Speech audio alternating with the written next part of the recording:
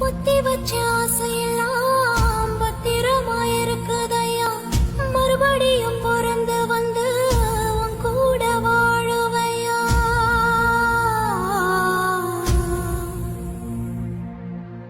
பொத்தி வச்ச ஆசை